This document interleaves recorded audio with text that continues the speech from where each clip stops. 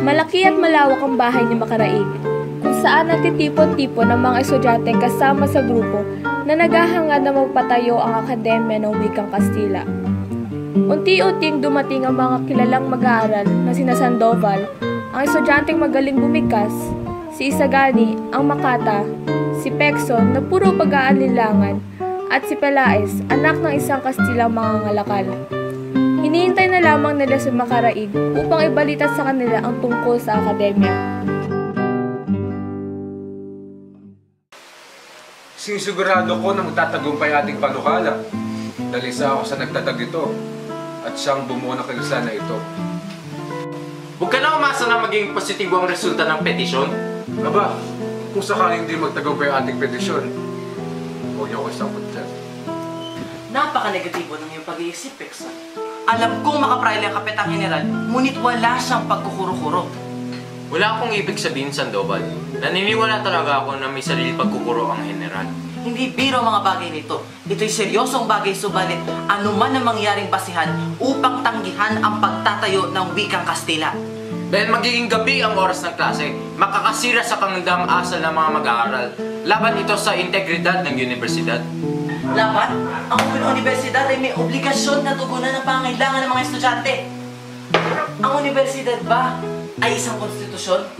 Ano ba matututunan nila? Ngunit, hinay-hinay lang mga Ginoo.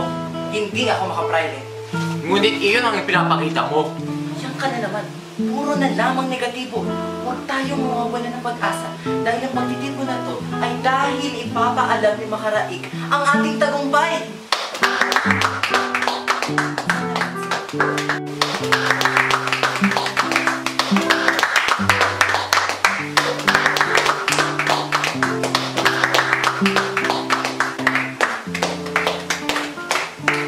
Ipagpatuloy natin ito mga Ginoo. At ako, Juanito Pelaez, ang gumawa ng unang hakbang. Magaling. Subalit ang Kapitan General, paano kung hindi siya sumangay na pahintulutan tayo? Eh di ano? E di sa kabila ng mga papel at artikulo na kung saan ay kanilang inilalabas ang mga hangarin na matutot kayo'y lumalabas na kayo'y hinahangaran at pinagkakait kayo. Nasa gitna muli ng pag-uusap ang mga mag-aaral nang dumating si Makaraig. Leader ng kilusan, makisig, mayaman at maganda ang ugali na may dalang magandang balita. Makaraig! Uy, magandang hapon po, Makaraig! Nang bigyan mo ang mga panauhin ng tubig. Ay, salamat po. Salamat, may tubig. Wow na ako. Salamat po. Sige, inom lang kayo. Sige, salamat Makaraig.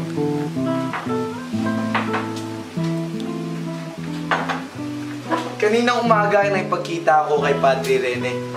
Nabanggit niya sa akin ang pinag-usapan sa Los Baños. Ipinaglaban niya ang ating mga hangarin. Ngunit lahat daw ay tutol tulad ni na Padre Sibila, Padre Fernandez, Padre Salvi, Kapitan General, at si Simon. Ang mag-aalala sa Simon? Tumahimik ka! Ngunit sa bandang huli, inayaan nila ng kataas-taasang lupon ng paaralang primarya ang magdesisyon. Matagal nang hindi kumikilos ang lupo na yan. Yan din ang aking sinabi kay Padre Rene. Ang sabi niya ay, si Don Custodio ang magdidesisyon. Mainam ito, subalit nasa kamay niya ang ating panukala. Dahil isa siyang sangguni ng lupo na yun. At kung hindi sumangay si Don Custodio sa ating desisyon, Sinabi ko rin yan kay Padre Rene. Ngunit nairentad na natin ang mga suliranin ng hamon ito. Sinabi din niya na kung tayo makikipagkaibigan kay Don Custodio, magagawa nating hilingin ang kanyang pagsangay. Paano parang tayo makipagkilala sa kanya? Dalawang paraan ang isinabi ni Padre Rene. ang chika si Quiroga? Ang mananayo si Pepay? Tama si Pepay! Ako na mismo ang pupunta sa kanya. Swerte na lamang na kaibigan ko siya. Tingnan natin ang ibang paraan. Kasi parang sobra naman kung aabalahin natin ang iisang babae. Maaari naman natin kausapin si Ginoong Basta. ang abogadong tagapayo ni Don Custodio? Siya nga, si Ginoong Pasta ay isang Filipino at dati siyang kaklase ng aking tiyugin. Ang problema lang, paano natin siya makukumbinsi upang pakiusapan si Don Custodio na umanib sa atin? Hindi ba't may kalaguyo si Ginoong Pasta na mananahin? Wala na bang ibang paraan kundi gamitin ang kanilang mga kalaguyo? Huwag kang umaarte. Isipin mo na lamang ang hakbang na mangingibago sa alikain. Kilala ko ang babae, si Matea. Hindi naman siguro masama na gawin natin ito sa matapat na paraan. Ako ang kakausap kay Ginoong Pasta. Hindi ko ito makamit. Saka natin gawin ang mga ninanais niyo. Tama si Sagani. Hintay na lamang natin ang tayo mag-usap niya kay Ginoong Pasta.